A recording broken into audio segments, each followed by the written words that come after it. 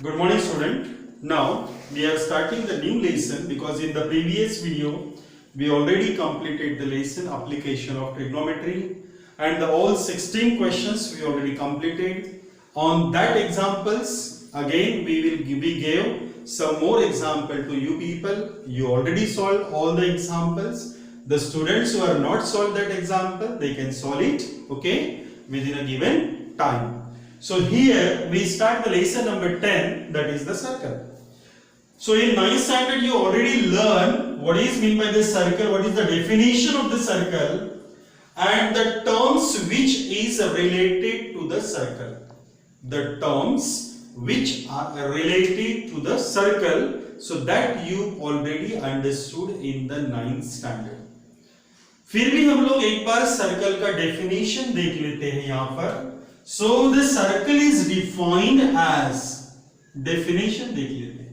इसके जितने भी इंपॉर्टेंट पॉइंट्स है, ये सभी इंपॉर्टेंट पॉइंट्स जो समरी में दिए हुए हैं, ये सभी समरी में दिए हुए इंपॉर्टेंट पॉइंट्स आपको लिखना है आपके नोटबुक में इंपॉर्टेंट नोट करके. Okay, so here definition, the set of all given in the given plane, because this is a plane figure. Circle is the plane figure and the sphere is three-dimension figure. तो ये दोनों में फर्क ध्यान में रखेंगे आप. Circle is the plane figure and the sphere जो बॉल होता है वो कैसा रहता है? थ्री-डायमेंशन फिगर होता है. कैसा रहता है? थ्री-डायमेंशन फिगर, सॉलिड फिगर होता है. In the given plane, the set of all points, the collection of all points, the set of all points which are equidistance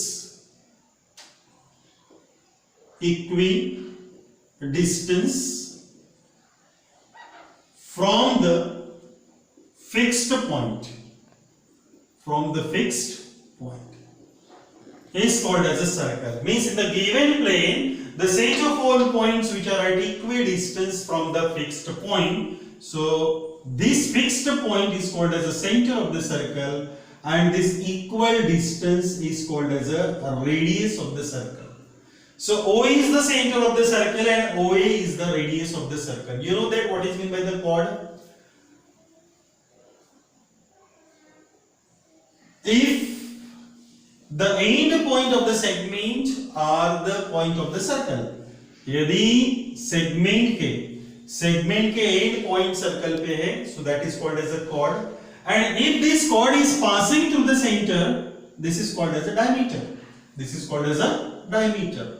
So here O is the center of the circle, OA is the radius of the circle, PQ is the length of the chord, and CD is one of the chord which is passing through the center of the circle. Therefore, that is called as a diameter of the circle.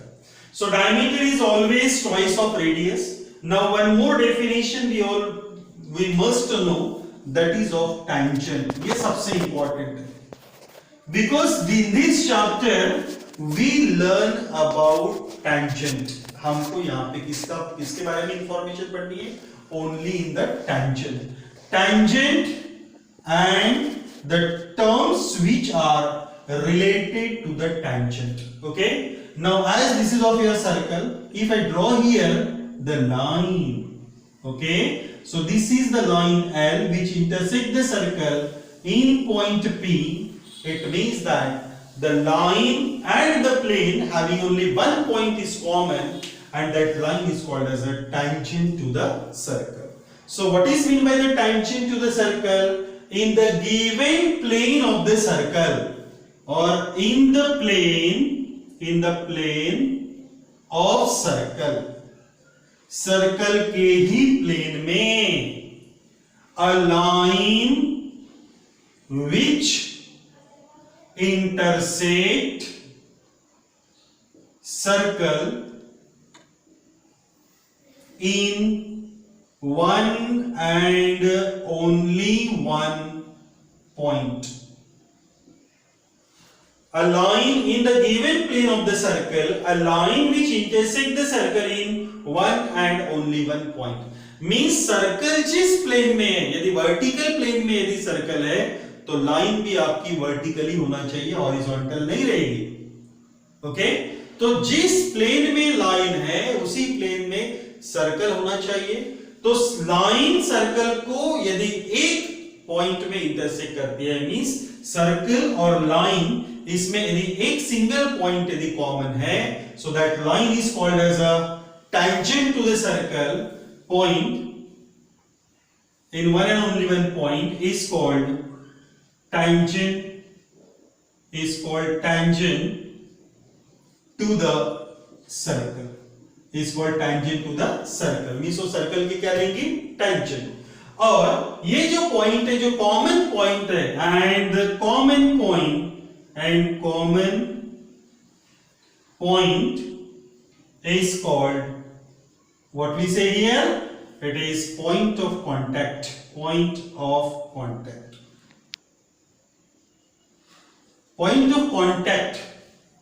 ये point of contact का मतलब क्या हो गया कि circle और line इसमें जो कांटेक्ट हो रहा है वो इस पॉइंट पे हो रहा है. ओके, तो ये समझ में आ गया. Now in this lesson only two terms we will learn, two concepts we want to learn in this chapter. The first is what is mean by the tangent to the circle. ये circle का tangent क्या होता है, ये हमको पढ़ना है. उसके बाद में how many tangents can be drawn in one and only one circle. Means एक सर्कल को कितने tangent निकाल सकते हैं. अब सर्कल यदि कंसीडर करते हैं तो हम लोग तीन टाइप के पॉइंट्स कंसीडर कर सकते हैं. सर्कल के अंदर के पॉइंट्स, सर्कल के ऊपर यदि कोई पॉइंट है तो वहां से, और सर्कल के बाहर के पॉइंट. तो यहां पे we will take here one more concept here. Number of the tangents, number of tangents. कितने tangents हम लोग ड्रॉ कर सकते हैं वो देखेंगे. तो सबसे पहला पॉइंट देखेंगे, number 1, from internal point.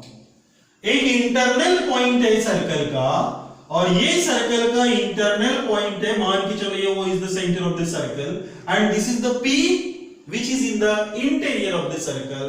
Now if I draw any line from this point P, we cannot say that any of the line from these three line is called as a tangent. We are not saying that any one of the line is not a tangent. Means यहाँ पे कोई भी line यहाँ पे tangent नहीं है. It means that no tangents can be drawn. No tangents can be drawn. यानी कोई भी tangent यहाँ पे नहीं बना सकते. सेकंड, दूसरा देखेंगे हम लोग, फ्रॉम नहीं, अभी क्या बोलेंगे, ऑन द सर्कल. यानी सर्कल के ऊपर यदि कोई पॉइंट है, मान के चलो ये वाला पॉइंट है सर्कल के ऊपर P, और यहां से हम लोग कितने tangent ड्रॉ कर पाएंगे. तो यहां पे यदि आप देख रहे होंगे, so there is one and only one tangents can be drawn. तो यहां पे बोलेंगे one tangent can be drawn. समझ में आ गया. मींस यहां पे यदि इंटीरियर में कोई पॉइंट है, so there is no tangent can be drawn from that point. And on the circle के ऊपर यदि कोई पॉइंट है, so there is only one tangent can be drawn from the point which is on the circle. Now the third point we will see here, from external point. External point से कितने tangent draw कर सकते हैं वो देखेंगे. See here, this is of your circle. Now this is of your external point P. Now here we will draw here, this is of your one triangle tangent, this is of your second tangent. Okay, तो ये दो tangent बन गए. Means maximum यहाँ पे दो tangents हम लोग ड्रॉ कर सकते हैं. So what we can write here, two tangent can be drawn. कितने tangent ड्रॉन कर सकते हैं हम लोग, दो tangent हम लोग ड्रॉन कर सकते हैं. इतना समझ में आ गया बेसिक आइडिया में. Circle in the chapter number 10, circle, all definitions related to circle and the terms which are related to circles that we already understood in the 9th standard. तो before we start this lesson, we start the definition. Definition in the given plane, the set of all points which are at equidistance from the fixed point is called as a circle. This fixed point is known as the center and the equal distance is called as a radius. If the end point of the segment lie on the circle, then that line is called as that segment is called as a chord. And if the chord is passing through the center of the circle, is called as a diameter. Diameter is always twice of the radius. After that tangent, क्योंकि हमको ये lesson में दो ही चीजें पढ़नी है. सबसे पहले पढ़ना है हमको tangent और उससे related terms. ओके? तो tangent पढ़ना है और साथ में number of tangents हमको पढ़ना है. तो पहले हम लोग tangent के बारे में देखेंगे. tangent का मतलब ऐसी लाइन जो कि सर्कल के प्लेन में है और सर्कल को एक सिंगल पॉइंट में इंटरसेक्ट कर रही है. That line is called as a tangent to the circle. Okay, now this point is called as a point of contact and this line is called as a tangent to the circle. Now number of tangent. अब number of tangent में हमने 3 point देखे. एक तो अंदर हो सकता है या फिर सर्कल के ऊपर हो सकता है या फिर सर्कल के बाहर हो सकता है. अंदर यदि कोई पॉइंट है, इन द इंटीरियर में यदि कोई पॉइंट है, so there is no tangents can be drawn. On the circle only one tangents can be drawn, tangent can be drawn, and from external point there are 2 tangents can be drawn. Okay, now we will take the theorem. What we do here, we will take the theorem here. So here the first theorem, सबसे पहला theorem हम देखेंगे. यहाँ पे लिखता हूं मैं theorem number 1. theorem, ज्यादा theorem नहीं इसमें, बस 2-3 ही थ्योरम है, 3-4 थ्योरम है यहाँ पर. ओके, सो यहाँ पे theorem number 1, the tangent is perpendicular to the radius at the point of contact. Okay, I will write here the theorem statement of the theorem. Tangent is perpendicular, word में लिख रहा हूं, notation में नहीं लिखता, perpendicular to the radius at point of contact. इसका meaning क्या हो गया? tangent रेडियस को परपेंडिकुलर है. tangent रेडियस को परपेंडिकुलर है, मगर कहां पे परपेंडिकुलर है? पॉइंट ऑफ कांटेक्ट के पास. तो हमें तो यहां पे सर्कल चाहिए ही चाहिए. सो this is of your one circle. Got it? तो ये आपका एक सर्कल हो गया. सर्कल प्रॉपर नहीं आएगा, आपको समझ में आना चाहिए ये कि सर्कल मेरा इतना प्रॉपर नहीं आएगा. चलो फिर भी निकालने की कोशिश कर रहा हूं मैं. तो यहां पे मैंने एक सर्कल निकाल लिया और एक टेंजेंट निकाल लिया. Got it? Now this is of your point of contact. Line L is tangent to the circle. Got it? Now move मत दबाओ. Here given information. अब यहां पे गिवन क्या क्या दिया है वो देखेंगे हम लोग. यहां पर सबसे पहले O is the center of the circle. O is center of circle. ये हो गया एक. उसके बाद में line L is tangent to the circle at point, कौन से पॉइंट में? P में. यानी P क्या हो गया? यहाँ पे पॉइंट ऑफ कांटेक्ट हो गया. आपको ये शो करना है कि ये जो टेंजेंट, ये जो पॉइंट ऑफ कांटेक्ट है, यहां से यदि मैं रेडियस ड्रॉ करता हूं तो ये रेडियस ये टेंजेंट को क्या रहेंगी? परपेंडिकुलर. मींस यहां पे एंगल कितने का बनेगा? 90 डिग्री का बनेगा. मींस हमें प्रूफ करना है, टू प्रूव क्या प्रूफ करना है भाई? हमें प्रूफ करना है OP और a line L perpendicular to OP. क्या प्रूफ करना है? Line L is perpendicular to OP. अब इसको प्रूफ करने के लिए हमने कॉन्ट्रडिक्शन मेथड का यूज किया है. यहां पर प्रूफ कॉन्ट्रडिक्शन मेथड का यूज कर रहे हैं हम लोग, और कॉन्ट्रडिक्शन मेथड के हिसाब से मैं बोल रहा हूं line L is not perpendicular to OP. यानी लाइन L परपेंडिकुलर नहीं है.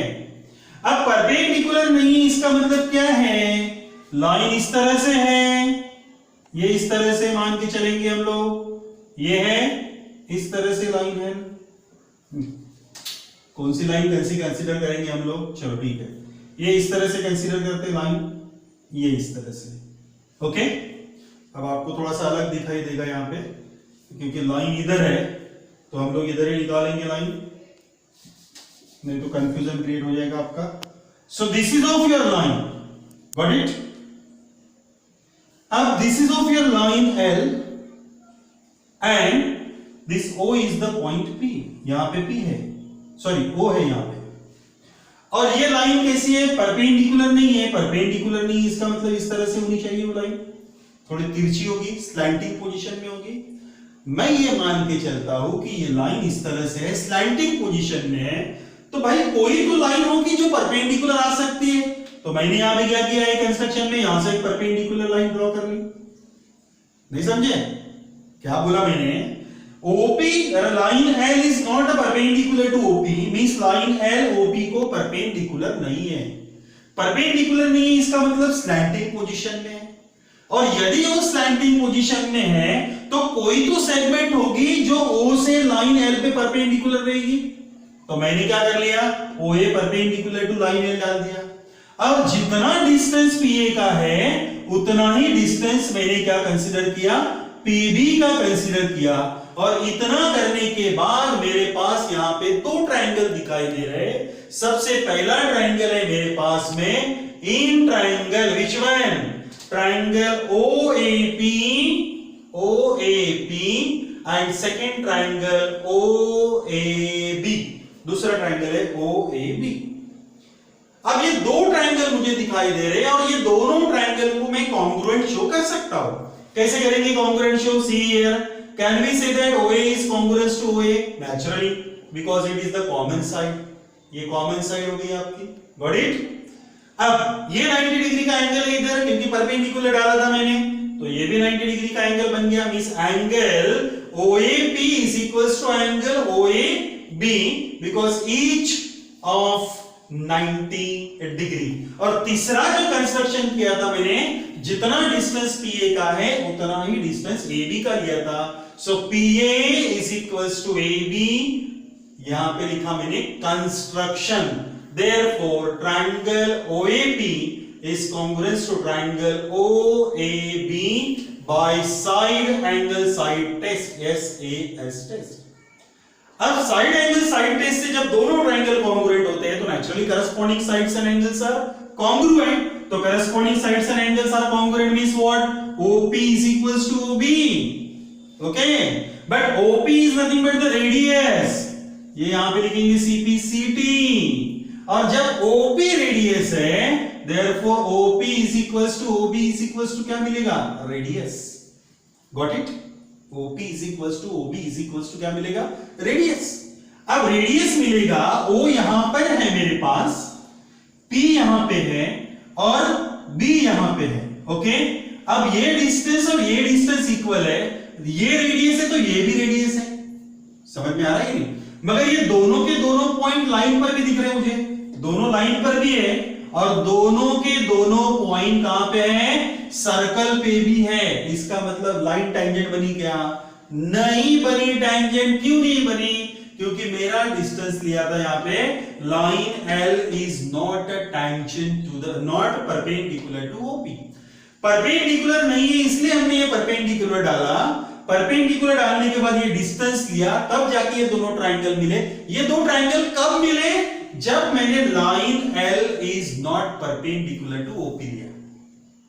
यदि मैंने line L is perpendicular to OP लेता तो ये दो ट्रायंगल बनते ही नहीं। तो ये दो ट्रायंगल कब बने? जब मैंने line L is not perpendicular to OP लिया, तो ये दो ट्रायंगल बने। दो ट्रायंगल बने तो OP is equals to OB मिला। तो O is the centre of the circle है, इसका मतलब P और B दोनों पॉइंट कहां पे हैं? सर्कल पे है और साथ में लाइन पर भी है। It means that there are two point common to circle and the line, therefore our assumption is wrong। तो हमने जो assumption किया था कि लाइन L is not perpendicular to OP, ये assumption कैसे हो गया? Wrong हो गया।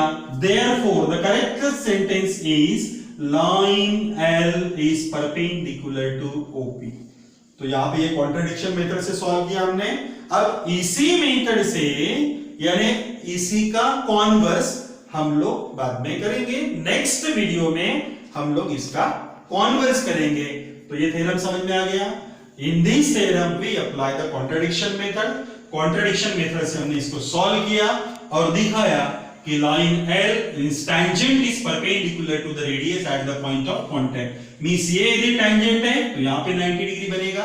आपको बहुत ही इंपॉर्टेंट थ्योरम है ये, स्टेटमेंट बहुत इंपॉर्टेंट है for the exam. Okay, exam में क्वेश्चन इस टाइप में पूछ सकते हैं, इसके ऊपर क्वेश्चन पूछेंगे। क्लियर?